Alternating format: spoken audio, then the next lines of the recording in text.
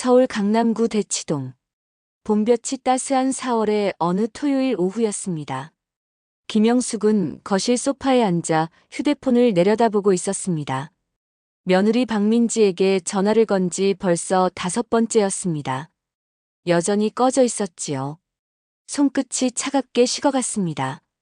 이상하네요. 민지가 전화를 안 받은 적이 없는데. 김영숙은 10년 전 아들 김태준과 민지가 결혼식을 올리던 날을 떠올렸습니다. 환하게 웃던 민지의 얼굴. 그날 이후로 민지는 일주일에 3번은 꼭 안부 전화를 드렸습니다. 명절 전날이면 먼저 찾아와 음식 준비를 도왔지요. 시어머니가 아프다는 소식에 새벽같이 달려온 적도 있었습니다. 시어머니가 아니라 친엄마처럼 대해주셔서 감사해요. 민지가 했던 말이 귓가에 맴돌았습니다. 그런데 3일 전 목요일 아침 민지에게서 짧은 문자 한 통이 왔습니다. 어머님, 갑자기 출장 가게 됐어요. 일주일 정도 걸릴 것 같아요. 걱정 마세요.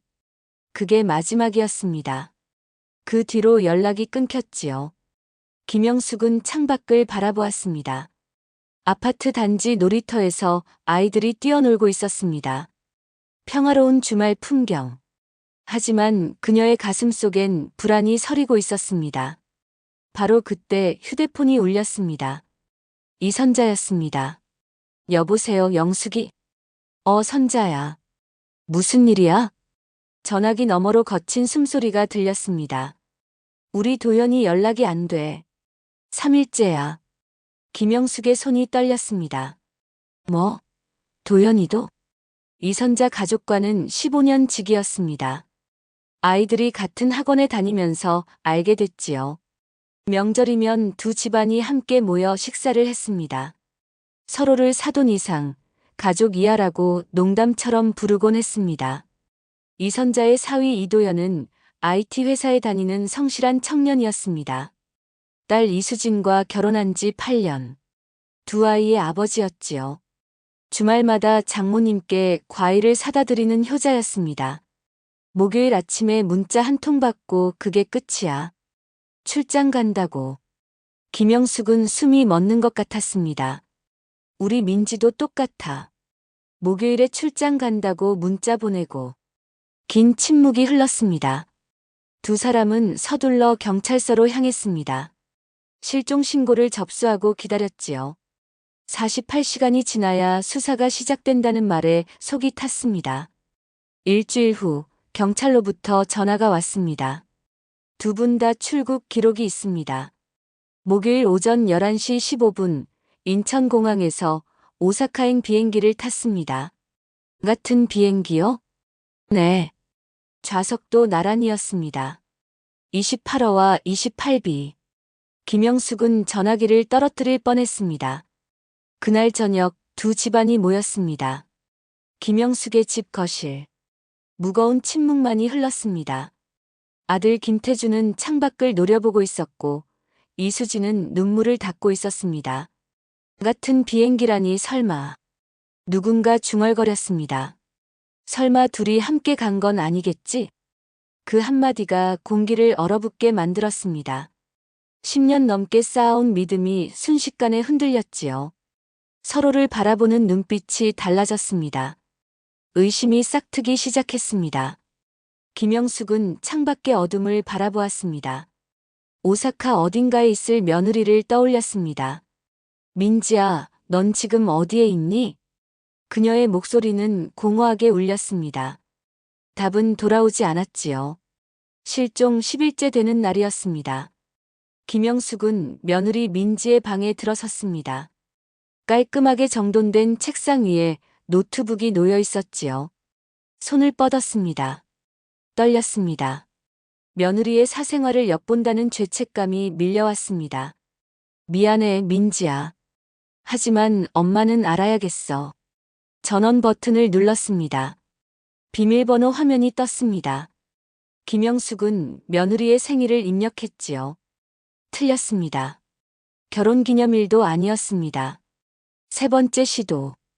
아들 김태준의 생일을 눌렀습니다. 화면이 열렸습니다. 메일함을 클릭했습니다. 받은 편지함을 스크롤하던 중 한 제목이 눈에 들어왔습니다. 우리 이제 숨지 말자. 발신자는 이도현이었습니다. 김영숙의 손이 얼어붙었습니다. 클릭했습니다. 민지 씨, 어제 당신을 봤어요. 명절 모임에서. 웃고 있었지만 눈빛은 외로워 보였어요. 나만 그렇게 느낀 건 아니겠죠? 도연 씨, 저도 당신을 봤어요. 장모님 옆에서 웃고 계셨지만 억지 웃음 같았어요. 당신만 보면 살아있다는 기분이 들어요. 이게 뭘까요? 저도 같아요. 왜 우리는 이렇게 된 걸까요? 이젠 누구의 눈치도 보지 말아요. 우리 만나요. 제대로. 김영숙은 노트북 화면을 멍하니 바라보았습니다. 가슴이 무너지는 것 같았습니다. 며느리를 딸처럼 아꼈습니다. 아프면 병원에 데려갔고 생일마다 케이크를 직접 구웠지요. 민지는 늘 친정 엄마보다 더 편해요라고 말했습니다. 거짓말이었어? 전부 다. 손이 떨려 마우스를 잡을 수 없었습니다. 다음 날 김영숙은 이선자를 만났습니다. 조용한 카페였지요. 김영숙은 노트북을 열어 이메일을 보여주었습니다. 이선자의 얼굴이 창백하게 변했습니다. 이게 뭐야? 내 며느리와 내 아들의 대화야. 거짓말이지? 우리 도연이가 그럴 리 없어. 이선자의 목소리가 높아졌습니다. 주변 사람들이 쳐다보았지요. 증거가 여기 있잖아. 김영숙은 차갑게 말했습니다. 내 며느리가 먼저 유혹했을 거야. 우리 도연이는 성실한 애야. 8년 동안 한 번도 바람 피운 적 없어. 뭐? 우리 민지가 유혹했다고. 김영숙도 목소리를 높였습니다. 그럼 내 며느리가 멀쩡한 사람을 꼬셨다는 거야? 시어머니가 자기 며느리 감싸려고 눈 감아준 거 아니야? 지금 뭐라는 거야? 김영숙이 자리에서 벌떡 일어났습니다. 너희 집 아들이 먼저 접근했겠지. 내 며느리는 그럴 애가 아니야. 증거를 봐. 둘 다 문제가 있는 거잖아. 두 사람은 서로를 노려보았습니다. 15년 우정이 한순간에 금이 갔습니다. 김영숙은 집으로 돌아왔습니다. 거실 소파에 주저앉았지요. 아들 김태준이 퇴근해서 들어왔습니다. 엄마, 괜찮으세요? 태준아. 김영숙은 아들을 올려다보았습니다. 아들의 얼굴엔 깊은 상처가 새겨져 있었습니다. 일주일 사이 10년은 늙어 보였지요. 엄마가 미안해. 며느리를 제대로 못 봤어. 엄마 잘못 아니에요. 태준은 조용히 말했습니다. 하지만 그의 목소리엔 분노가 섞여 있었습니다. 밤이 깊어갔습니다. 김영숙은 잠들 수 없었습니다. 천장을 바라보며 생각했습니다. 둘 중 누가 먼저였는지 몰라. 하지만 확실한 건 우리 모두 속았다는 거야. 분노가 가슴속에서 끓어올랐습니다. 배신감이 온몸을 짓눌렀지요. 며느리에 대한 믿음이 산산조각 났습니다. 창밖을 보았습니다. 달이 차갑게 떠 있었습니다. 민지야, 도연씨. 당신들은 지금 어디서 뭘 하고 있어? 우리가 이렇게 무너지는 걸 알기나 해? 대답은 없었습니다. 어둠만이 그녀를 감쌌지요. 김영숙은 주먹을 쥐었습니다. 손톱이 손바닥에 파고들었습니다. 아팠지만 참았습니다. 분노는 이제 다른 무언가로 바뀌기 시작했습니다. 복수의 씨앗이 마음속에 싹트고 있었지요. 찾아낼 거야. 반드시. 그리고 그녀는 입술을 깨물었습니다. 긴 밤이 지나가고 있었습니다. 실종 2주째 김태준은 결심했습니다. 엄마, 제가 직접 찾아오겠습니다. 태준아, 그러지 마. 경찰에 맡기자. 아니에요. 제 손으로 끝낼 겁니다. 그의 목소리는 차갑게 가라앉아 있었습니다. 다음 날 태준은 강남의 한 빌딩을 찾았습니다. 사설탐정 사무소였지요. 문을 열고 들어가자 40대 중반의 남자가 일어섰습니다. 조기태입니다. 전화로 말씀하신 분이시죠?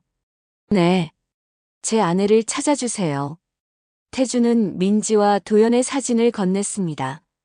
여권 사본과 출국 기록도 함께였지요. 조기태는 사진을 유심히 들여다보았습니다. 일본 오사카로 출국했다고 하셨죠? 시간이 좀 걸릴 겁니다. 돈은 얼마든지 드릴게요. 빨리 찾아주세요. 태준의 눈빛이 흔들렸습니다. 일주일 후 조기태에게서 전화가 왔습니다. 찾았습니다. 교토입니다. 태준은 숨이 막혔습니다. 어디에 있습니까? 교토 외곽의 작은 민박집입니다. 부부로 위장하고 있더군요. 주인에게 신혼여행 왔다고 말했답니다. 전화기를 쥔 손에 힘이 들어갔습니다. 손가락 마디가 하얗게 변했지요. 확실합니까? 네. SNS 계정도 찾았습니다. 새로 만든 것 같더군요. 사진 보내드리겠습니다. 잠시 후 휴대폰에 사진이 도착했습니다. 교토의 한 사찰 앞에서 찍은 사진이었습니다. 민지가 환하게 웃고 있었지요. 그 옆에 도연이 서 있었습니다. 게시글이 함께 있었습니다. 오늘은 평화롭다. 태주는 휴대폰을 바닥에 던질 뻔했습니다. 참았습니다. 화면을 다시 들여다보았습니다. 민지의 미소를 확대했지요. 행복해 보여. 좋아. 이를 악물었습니다. 그 웃음 내가 직접 지워줄게. 태주는 다음날 비행기표를 끊었습니다. 어머니 김영숙에게는 말하지 않았습니다. 혼자 가야 했습니다. 일본 간사이 공항에 도착했습니다. 조기태가 보낸 주소를 따라 교토 외곽으로 향했지요. 오래된 목조 민박집이 나타났습니다. 주변엔 대나무 숲이 우거져 있었습니다. 태주는 담 너머로 집을 지켜보았습니다. 마당에 빨래가 널려 있었습니다. 여자 옷과 남자 옷이 나란히 걸려 있었지요. 저녁이 되자 불빛이 켜졌습니다. 창문 너머로 두 사람의 그림자가 보였습니다. 함께 식사를 하는 것 같았습니다. 태준의 주먹이 떨렸습니다. 달려가 문을 박차고 들어가고 싶었습니다. 하지만 참았습니다. 심호흡을 했지요. 아니야. 지금은 때가 아니야. 그때였습니다. 집 안에서 비명이 들렸습니다. 도연 씨, 도연 씨. 민지의 다급한 목소리였습니다. 태주는 담을 넘었습니다. 문 앞으로 달려갔지요. 문이 열려 있었습니다. 안으로 들어섰습니다. 거실 바닥에 도연이 쓰러져 있었습니다. 안색이 창백했습니다. 식은땀을 흘리고 있었지요. 민지가 그의 손을 잡고 울고 있었습니다. 도연 씨, 정신 차려요. 태주는 그 광경을 멍하니 바라보았습니다. 민지가 고개를 돌렸습니다. 태준과 눈이 마주쳤지요. 그녀의 눈이 커졌습니다. 태준 씨. 민지. 태준은 차갑게 말했습니다. 뭐 하는 거야? 민지는 대답하지 못했습니다. 눈물만 흘렀지요. 도연이 신음했습니다. 가슴을 움켜쥐고 있었습니다. 병원에 가야 해요. 민지가 울먹였습니다. 태주는 주저했습니다. 복수하러 왔습니다. 하지만 지금 눈앞의 상황은 달랐습니다. 사람이 죽어가고 있었지요. 119 일본은 뭐지? 110이에요. 아니, 119 저도 모르겠어요. 민지가 떨리는 손으로 휴대폰을 꺼냈습니다. 태주는 도연을 일으켰습니다. 부축해 밖으로 나갔지요. 택시를 불렀습니다. 가장 가까운 병원으로 향했습니다. 응급실이었습니다. 의사들이 도연을 데려갔습니다. 민지는 복도 의자에 주저앉아 울었습니다. 태주는 멀찌감치 서서 그녀를 바라보았습니다. 1시간이 지났습니다. 의사가 나왔습니다. 일본어로 무언가 설명했지요. 민지가 고개를 끄덕였습니다. 의사가 들어가자 민지가 태준을 돌아보았습니다. 심장이에요. 선천적인 질환이 있었대요. 스트레스로 악화됐다고. 그녀의 목소리는 떨리고 있었습니다. 태준은 대답하지 않았습니다. 창밖을 바라보았지요. 그들이 선택한 사랑의 끝은 천국이었을까, 지옥이었을까? 긴 밤이 시작되고 있었습니다. 교토의 병원 복도는 차갑고 고요했습니다. 도연은 중환자실에 누워 있었습니다. 산소호흡기가 연결되어 있었지요. 심전도 모니터가 불규칙하게 깜빡였습니다. 의사는 심각한 표정으로 말했습니다. 수술이 필요합니다. 하지만 비용이. 민지는 고개를 떨구었습니다. 지갑 안엔 얼마 남지 않은 엔화 몇 장뿐이었습니다. 카드도 사용할 수 없었지요. 한국에서 도망친 몸이었습니다. 제발 살려주세요. 그녀의 목소리가 떨렸습니다. 이틀 후 도연의 상태가 조금 나아졌습니다. 민지는 병실 의자에 앉아 그의 손을 잡고 있었습니다. 도연이 천천히 눈을 떴습니다. 민지 씨, 깨어났어요? 괜찮아요? 민지가 환하게 웃었습니다. 하지만 도연의 표정은 어두웠습니다. 다시 돌아가요.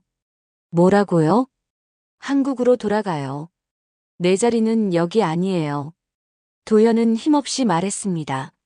무슨 소리예요? 우리 함께 있기로 했잖아요. 미안해요. 난 당신을 지킬 수 없어요. 도연의 눈에서 눈물이 흘렀습니다. 민지는 고개를 저었습니다. 하지만 도연은 더 이상 말하지 않았지요. 눈을 감았습니다. 사흘 후 민지는 결심했습니다. 한국으로 돌아가기로 했습니다. 공항으로 향했지요. 간사이 공항 출국장에 들어섰습니다. 그 순간이었습니다. 박민지 씨 맞습니까? 2명의 한국 경찰이 다가왔습니다. 수갑이 그녀의 손목에 채워졌습니다. 배임 수재 및 횡령 혐의로 체포합니다. 민지는 숨이 멎는 것 같았습니다. 횡령이요? 무슨 말씀이세요? 회사 자금 8천만 원을 무단으로 인출했습니다. 출국 전날이었죠. 민지의 얼굴이 하얗게 질렸습니다. 그 돈은 도현과의 새 출발을 위해 빌린 것이었습니다. 나중에 갚으려 했지요. 하지만 법은 그렇게 봐주지 않았습니다. 일주일 후 인천공항에 도착했습니다. 기자들이 몰려들었습니다. 카메라 플래시가 터졌지요. 불륜 도피녀. 부끄럽지 않습니까? 회사 돈까지 훔쳐 달아난 건가요? 민지는 고개를 숙였습니다. 얼굴을 가렸지요. 언론은 이미 그녀를 괴물로 만들어 놓았습니다. 2달 후 법정이었습니다. 민지는 피고인석에 앉아 있었습니다. 남색 수의를 입고 있었지요. 머리는 짧게 잘려 있었습니다.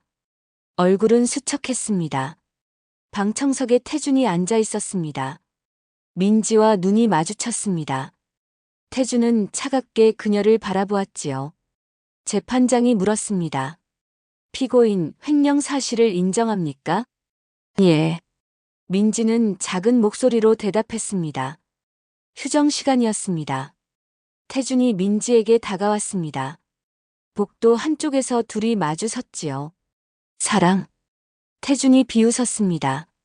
그게 사랑이라고 생각했어? 나한테 했던 말은 다 거짓이었잖아. 민지는 고개를 들었습니다. 태준을 똑바로 바라보았습니다. 미안해요. 미안하다고. 그게 끝이야? 태준의 목소리가 떨렸습니다. 민지는 아무 말 없이 눈을 감았습니다. 더 이상 변명하지 않았지요. 재판은 끝났습니다. 민지에게 징역 2년이 선고되었습니다. 구치소로 이송되었지요. 일주일 후였습니다. 교도관이 민지의 방문을 열었습니다.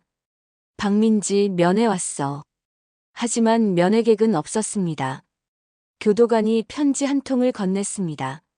민지는 편지를 펼쳤습니다. 이선자의 글씨였습니다. 도연이가 어제 세상을 떠났습니다. 심장이 견디지 못했다고 합니다. 편지가 바닥에 떨어졌습니다. 민지는 벽에 기댔습니다. 무릎이 꺾였지요. 주저앉았습니다. 눈물이 흘러내렸습니다. 소리 없이 울었습니다. 도연 씨. 그녀는 중얼거렸습니다. 사랑이 죄가 될 수 있다면 나는 이미 사형 선고를 받았어. 철창 밖으로 저녁 해가 지고 있었습니다. 붉은 빛이 방 안을 물들였지요. 민지는 무릎을 끌어안았습니다. 그렇게 오랫동안 울고 있었습니다. 가을이 왔습니다. 김영숙은 거실 소파에 앉아 신문을 펼쳤습니다. 부고란을 훑어보다가 손이 멈췄습니다. 고 이도현 34세 영면. 9월 15일 오전 10시 서울 한민병원 장례식장. 짧은 기사였습니다. 장례식엔 가족도 친구도 없었다고 적혀 있었지요. 김영숙은 신문을 천천히 접었습니다. 창밖을 바라보았습니다. 단풍이 물들기 시작하고 있었습니다. 도현 씨. 그녀는 작게 중얼거렸습니다. 다음 날 아침, 김영숙은 오랜만에 외출 준비를 했습니다. 거울 앞에 섰지요. 백발이 늘어난 자신의 모습이 보였습니다.